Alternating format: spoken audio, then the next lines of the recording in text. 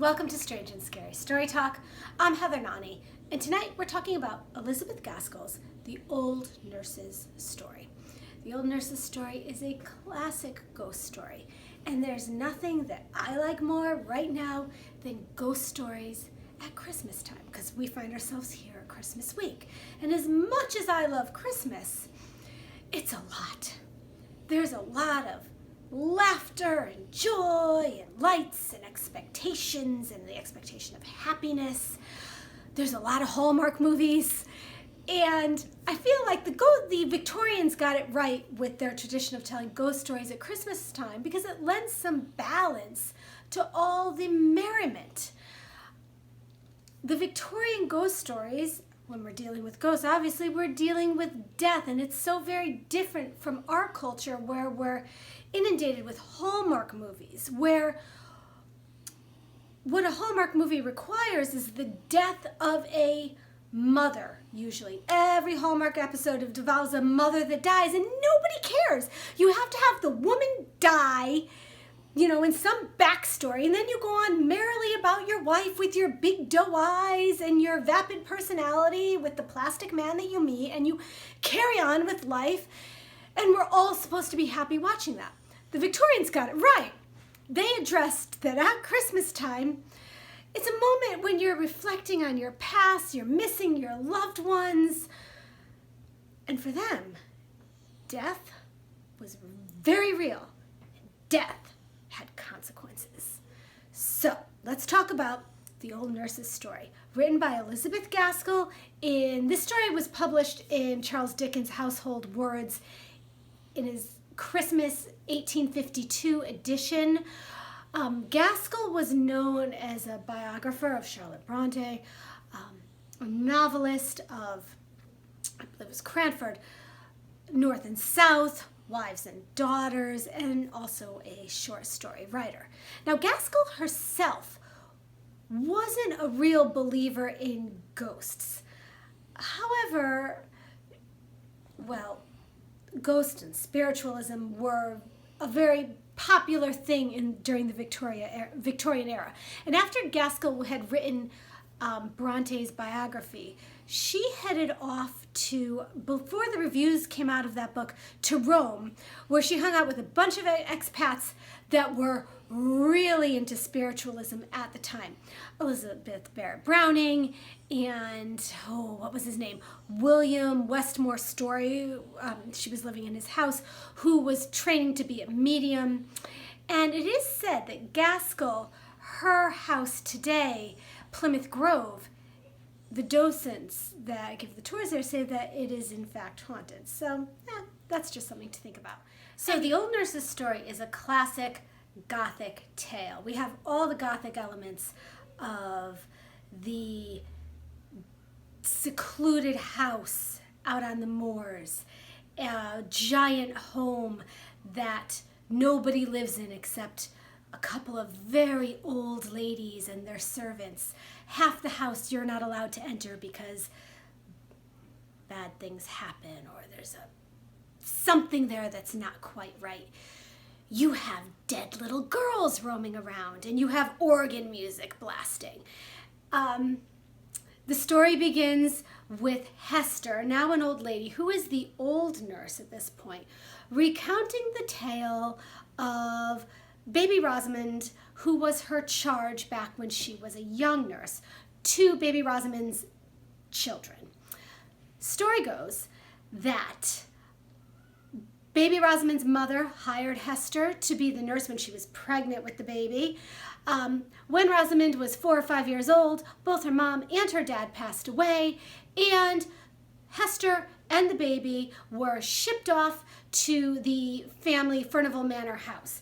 Turns out what Hester had thought was the family home where the mother had been raised. Turns out nobody had lived in that house for about 50 years except for this old aunt and her servant. The aunt, Miss Grace Furnivall, and her servant, Miss Stark. Anyway, Hester, Rosamond enter the home. The whole thing's rather creepy. There's a giant chandelier. There's an organ. You're not allowed to enter the east wing. However, The two of them settle in quite nicely with the servants, Dorothy and James. They're very kind and loving, and this cold old aunt starts to really like little Rosamond. So everything seems pretty great until Hester starts hearing at night, especially when it's about ready to storm, organ music playing in the house. And she brings this up to the servants, like, oh, I hear organ music. And they're like, oh, no, you don't. That's the wind blowing. And Hester's like, no, that's not the wind blowing. That's organ music. For some reason, though, Hester decides that whatever's playing the organ is some sort of benign entity, and it's totally fine. Okay. Now, one day, Rosamond's running around the house, and Hester goes into a room, and they find these portraits, and one of the servants shows them the portraits, one of a young Miss Furnivall, the aunt, who was fantastically beautiful when she was a younger lady. And then she pulls out another portrait. She's like, shh, don't tell anybody. I'm not supposed to show this to you. And it is of the other Miss Furnivall, Maud Furnivall, Grace's older sister, who is even more beautiful. Anyway, we're told, Hester's told that something bad happened between them, and that's the end. They don't talk about it any longer. Okay, so it starts to get cold outside. This story starts maybe in like October, November, and now we're getting towards Christmas time, and it's a snowy day, and Hester decides to go to church services, and she goes with one of the servants, but she asks the old Miss Furnivall and Miss Stark to watch little Rosamond. She goes to church services. She comes out. It's snowing a lot. She comes home, and nobody can find Rosamond. Well, eventually, Hester looks out the window, and there are footprints in the snow, and she comes running outside, and there comes a shepherd carrying this, what looks like a dead child in his arms, and brings him back to the nurse. Anyway, the child survives, and she wakes up the next morning, and she recounts what happened the day before, which is a beautiful little girl was knocking on the panes of the window and told her she had to come outside and play with her.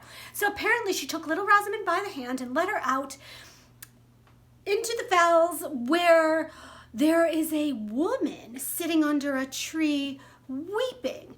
And so she beckons Rosamond. Rosamond goes up to the woman, and the woman starts to rock her to sleep. And then the shepherd finds her and brings her back. So everyone thinks that Rosamond's crazy and she's lying until Hester tells the servants about this. And then it all comes out, the true story. There is a little phantom child that roams around, and that's because Miss Furnivall's older sister, Maud, and Miss Furnivall, back in the day when they were all very beautiful, were competing over a man, some dude that taught the father music, because the father loves music. The guy banging on the organ at night, that's the dead father, Lord Furnivall. Okay, so the two sisters compete over this guy. Maud, the older sister, ends up marrying him in secret, has a baby. Nobody in the family knows except for Grace Furnivall. Maud raises the baby somewhere else, and anyway, Grace gives her up to the father, Lord Furnivall, who one night bashes the child, doesn't kill it yet, and banishes the older sister and the child out into the snow where the baby and mother die. And so, apparently now, this phantom child and the mother are trying to lure little Rosamond, maybe perhaps Grace Furnivall, cares for this child and its vengeance. End of story. It's one night, it's dark, it's snowy, the organ music starts booming, the old lady, Grace Furnivall, Miss Stark, the nurse, Hester, Rosamond, I think there's a couple of servants in there. They go out into the room where the organ is, and the door for the east wing, and the door for the east wing comes down, and out parades the phantom baby, the phantom mother, the phantom old man that plays the organ. And then suddenly you have Miss Grace Furnivall, the one who was responsible for the banishment of the older sister and her baby. That's my dog in the background. So now I'm distracted.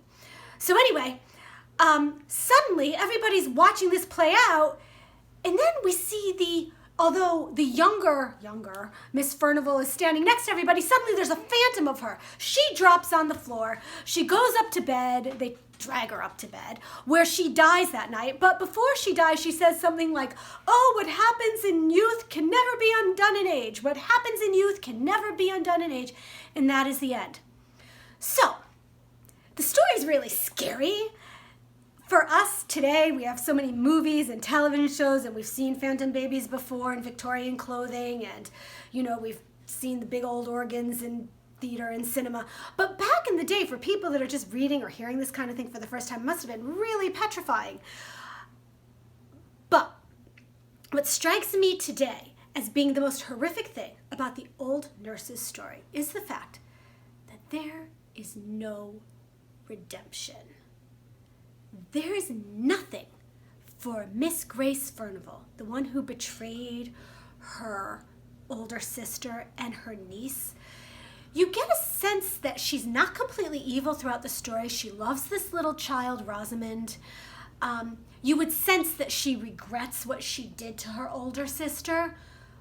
But that ain't helping her, because in the end, they come back and they get her. And you're left thinking that this old lady, for eternity now, is left to wander around with the old guy playing the organ, the phantom baby, and the dead sister. And I guess that's true horror. So, there you have it. Next time, we're going to talk about Henry James's The Altar of the Dead. In the meantime, if you like this episode, please like and subscribe, and I'll see you next time.